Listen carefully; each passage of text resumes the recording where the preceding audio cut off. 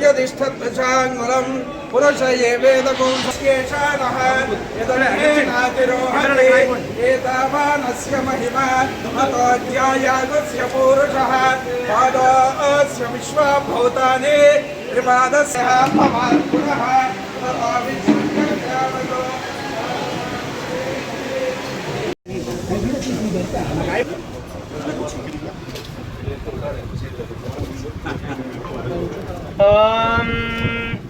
कल्याणी कल्याण्या कल्याणी तनुवा तनुवा कल्याण्या कल्याणी तनुवा कल्याणी तनुवा तनुवा कल्याणी कल्याणी तनुवा शोभमाने शोभमाने तनुवा कल्याणी कल्याणी तनुवा शोभमाने तनुवा शोभमाने शोभमाने तनुवा तनुवा रयिं रयिं शोभमाने शोभमाने रयिं पुत्रान् पुत्रान् रयिं शोभमाने शोभमाने रयिं पुत्रान् रयिं पुत्रान् पुत्रान् रयिं रयिं पुत्रान् सददं सददं पुत्रान् रयिं रयिं पुत्रान् सददं पुत्रान् सददं सददं पुत्रान् पुत्रान् सददं दीर्घं दीर्घं सददं पुत्रान् पुत्रान् सददं दीर्घं सददं दीर्घं दीर्घं सददं सददं दीर्घमायुरायुर्दीर्घं सददं सददं दीर्घमायुः दीर्घमायुरायुर्दीर्घो वै राष्ट्रस्य शेतो वातः क्षेममेवावरुण्यं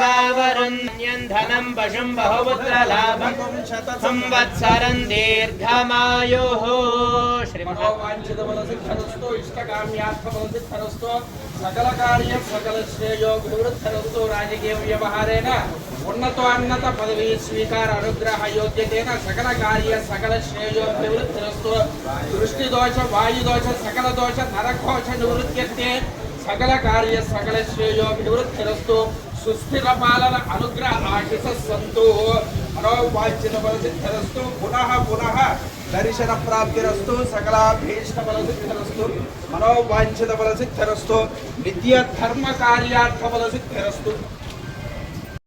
ఇవాళ పదవీ ప్రమాణ స్వీకార కార్యక్రమం పూర్తవటం జరిగింది. భారతీయ జనతా పార్టీ రాష్ట్ర అధ్యక్షుడిగా బాధ్యత స్వీకరించడం ఏదైతుందో అది ఒక గురుతరమైన బాధ్యత. ఇది నేను అత్యంత గౌరవంగా భావిస్తున్నాను. మా నాన్నగారు పివి చలపతిరావు గారు పార్టీకి సంబంధించిన తొలి ఎన్నికైన అధ్యక్షుడిగా పనిచేయడం, దాని తర్వాత సుమారు 40 సంవత్సరాల తర్వాత నేను అదే బాధ్యతను తీసుకోవడం నిజంగానే గర్వంగా ఉంది. అలాగే తప్పనిసరిగా ఇది భారతీయ జనతా పార్టీ పదవిని కాకుండా ఒక బాధ్యతగా మేము భావించి ముందుకెళ్లాలనుకుంటున్నాం. రాష్ట్రంలో భారతీయ జనతా పార్టీ ఒక తిరుగులేని శక్తిగా చేయాలని చెప్పి దేశవ్యాప్తంగా సుమారు 22 రాష్ట్రాల్లో భారతీయ జనతా పార్టీ అధికారంలో లేదా అధికారాన్ని భాగస్వామ్యంగా పంచుకొని వెళ్తున్న తీరులో తప్పనిసరిగా దక్షిణాది రాష్ట్రాలపైన పార్టీ దృష్టి సారించింది.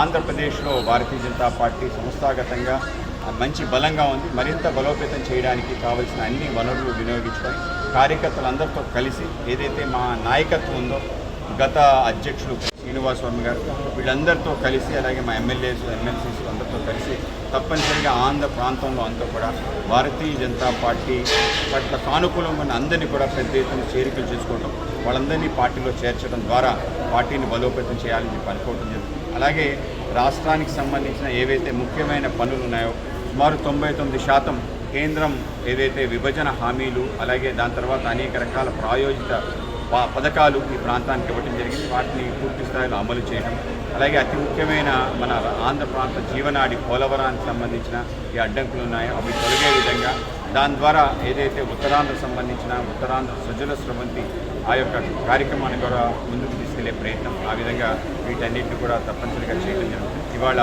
అమ్మవారి యొక్క ఆశీస్సులు తీసుకోవడానికి మనం ఇంద్రకీలాద్రిపైకి రావడం జరిగింది. అమ్మవారి కృపా కటాక్షాల వల్లగే మన ప్రాంతం అంతా సుభిక్షంగా ఉంది.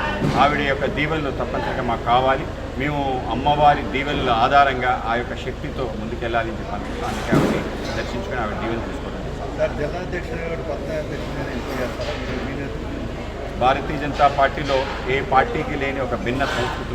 ప్రతి 3 సంవత్సరాలకి ఎన్నికలు జరుగుతాయి. ఆ విధంగా మండల అధ్యక్షుడు ఎన్నిక జరుగుతుంది, తర్వాత జిల్లా అధ్యక్షుడు ఎన్నిక జరుగుతుంది. ఎప్పుడైతే ఈ 2 పూర్తవుతాయో దాని తర్వాత రాష్ట్ర అధ్యక్షుడు ఎన్నిక జరుగుతుంది. ప్రతి 6 సంవత్సరాలకి కొత్తగా సభ్యత్వం చేయడం, దాని తర్వాత ప్రతి 3 సంవత్సరాలకి క్రమం తప్పకుండా ఈ యొక్క సంస్థాగత ఎన్నికల యొక్క నిర్మాణం కేవలం భారతీయ జనతా పార్టీకి సాధ్యం. దేశంలో ఏ పార్టీ కూడా ప్రజాస్వామ్యం గురించి మాట్లాడుతుంది తప్ప అమలు చేసే తీరు ఏ పార్టీ కనిపించదు.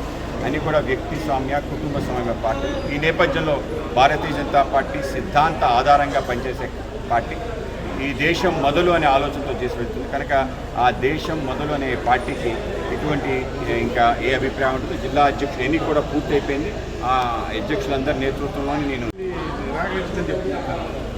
అంటే అన్ని ప్రాజెక్ట్స్ సంబంధించిన ఏదైతే రాష్ట్రానికి సంబంధించిన కేంద్రానికి సంబంధించిన ఏవైతే ఇరిగేషన్ ప్రాజెక్ట్స్ ఉన్నాయో దాంట్లో కొంత మేరకే కేంద్ర ప్రభుత్వం ఇవ్వడం జరుగుతుంది. అయితే కృష్ణా బేసిన్, గోదావరి బేసిన్లో ఏ ప్రాజెక్ట్స్ అయితే నిర్ణయించి మనకి కేంద్ర బోర్డుకి పంపిస్తారో వాటర్ బోర్డ్ కమిషన్ వాటిని ఏ విధంగా తీసుకోవాలని ఆలోచన చేస్తుంది. ఆ విధంగా కొన్ని ప్రాజెక్ట్స్ కేంద్ర యొక్క పరిమితుల్లో లోబడి ఉండవు. అలాగే పక్క రాష్ట్రానికి సంబంధించిన అభ్యంతరాలు ఉన్నా వాటిని అన్నింటినీ కూడా భిన్నంగా చూస్తారు. ఏవైతే మిగులు జలాలకు సంబంధించిన ప్రాజెక్ట్స్ ఉంటాయో వాటినే మనం టేకప్ చేసి ముందుకెళ్తాం. ఆ విధంగా సెంట్రల్ వాటర్ వర్క్స్ ఆధ్వర్యంలో కూలంకుషంగా జాతి ప్రయోజనాల దృష్ట్యా ముందుకెళ్తాం. Okay sir. Thank you.